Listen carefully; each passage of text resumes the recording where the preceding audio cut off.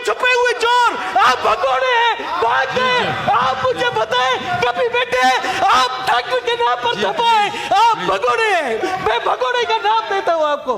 आप ये और ये सटोजन और से मैं समझता हूँ मिर्ची सी लग जाती है सर, पता नहीं क्या होता है। मिर्ची वाला लफ्ज जो है ये सर मैं हैरान हूँ। दिवाली जिसे दीपावली भी कहा जाता है, आज पाकिस्तान समेत पूरी दुनिया की हिंदू बिरादरी बड़े जोश और खरोश से अपना मजहबी त्यौहार मना रही है।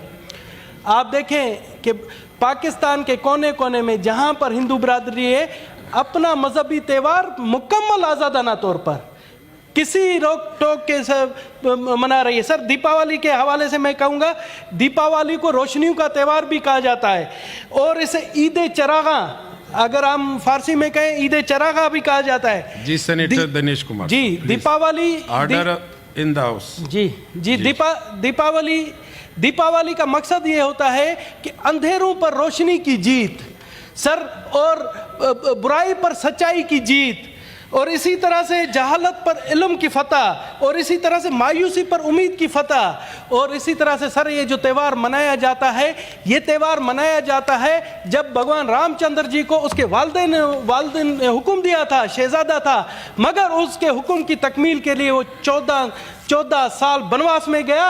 और ये मैं बताऊं कि इस बनवास के दौरान उन्होंने बलोचिस्तान के जंगलात में भी वो आए थे जहां पर हिंगलाज माता का तीर्थ आस्थान है। सर ये एक हिंदू बिरादरी के लिए बहुत बड़ा त्यौहार है।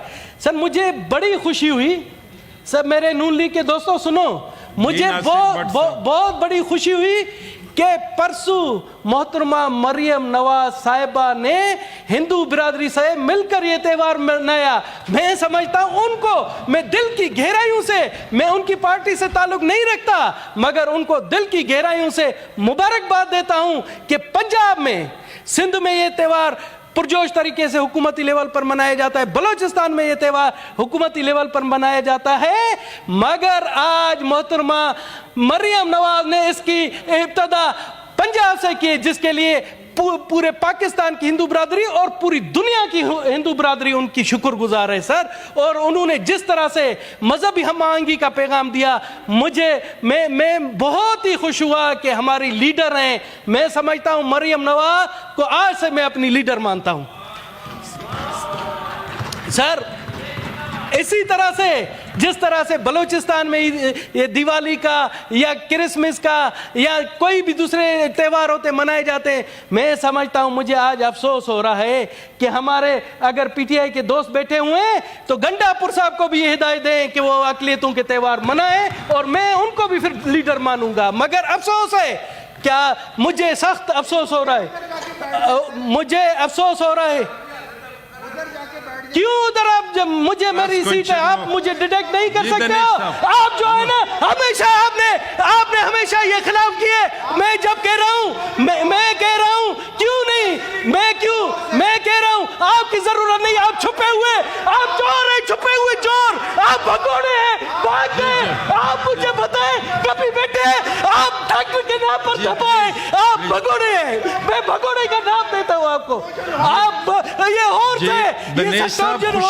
खुशी का सर खुशी का है। मैं तो इन्हें कह रहा हूँ, मैं कह रहा हूँ गड्डापुर साहब मनाए, मैं उनको भी लीडर, इनको पता नहीं क्या, मैं समझता हूँ मिर्ची सी लग जाती है सर, पता नहीं क्या होता है। मिर्ची वाला लफ्ज जो है ये सर मैं हैरान हूँ, दिनेश साहब आप बात करें, खुशी का मौका है सर, खुशी का मौका है, मगर गले करो, मुझे समझ नहीं आता है डॉक्टर साहब को क्या तकलीफ है। मैं खुशी के मौके पर बात कर रहा हूँ, डॉक्टर साहब को पता नहीं डॉक्टर साहब किस मिर्चें लगी हुई हैं। आप अपने टाइम पे इस तरह नहीं होगा जी सर। जिस टाइम आप इनका सर, डॉक्टर साहब आप बात करें दिनेश साहब, मीठी गले करें। जी सर, मैं यही कह रहा हूं, मैंने यही कहा कि मैं गंडापुर साहब से रिक्वेस्ट करता हूं कि वहां भी मिनॉरिटी है, अकलियतों को बुलाकर एक केक काटने में कोई हर्ज नहीं होता। तो मेरा पता नहीं डॉक्टर साहब यहाँ नहीं समझे, मैं यही मेरी उनसे रिक्वेस्ट है कि 3 सूबों ने जब वहाँ दिवाली का फंक्शन मना रहे हैं तो चौथा सूबा भी शामिल होना चाहिए। जनाब आला, वो मैं सियासत में नहीं जाना चाहता हूँ। प्लीज प्लीज जी, सियासत में नहीं जाना चाहता हूँ। जनाब आला, पाकिस्तान पर जहां कहा जाता है कि मजहबी इंतहा पसंदी है, जहां पाकिस्तान को बदनाम किया जाता है, तो मैं उन अक्ल के अंधों को कहना चाहता हूं कि आप आए, आप देखें कि पाकिस्तान में अक़लियती बिरादरी अपने त्योहार किस तरह बड़े मजहबी जोश और जज्बे से मनाते हैं। और ये हम पूरी दुनिया को बता देना चाहते हैं कि पाकिस्तान में अक़लियती बिरादरी आज़ाद है। जिस तरह से कायद आज़म मोहम्मद अली जिन्ना ने अपनी स्पीच में कहा था, पाकिस्तान बनने से एक दिन पहले सिंध असेंबली में उन्होंने खिताब किया था, उन्होंने कहा था कि हिंदू अपने मंदिर में जाने के लिए आज़ाद है, क्रिश्चियन अपने चर्च में जाने के लिए आज़ाद है, सिख अपने गुरुद्वारे में जाने के लिए आज़ाद है। आज वो अमली तौर पर साबित हो रहा है सर। और इस चीज़ में समझता हूँ कि बैनुल मज़ाहिब हमायंगी की मिसाल आपको इस तरह, जिस तरह से पाकिस्तान में और स्पेशली मैं कहूँगा सूबे बलूचिस्तान में जो मजहबी हमायंगी है, उसकी मिसाल पूरी दुनिया में आपको कहीं नहीं मिलेगी।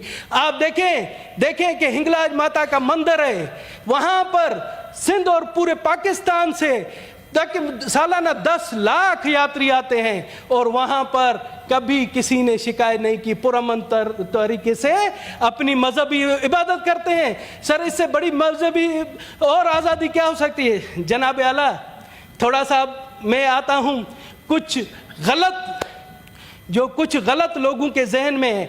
मुझे अफसोस होता है कि कुछ पढ़े लिखे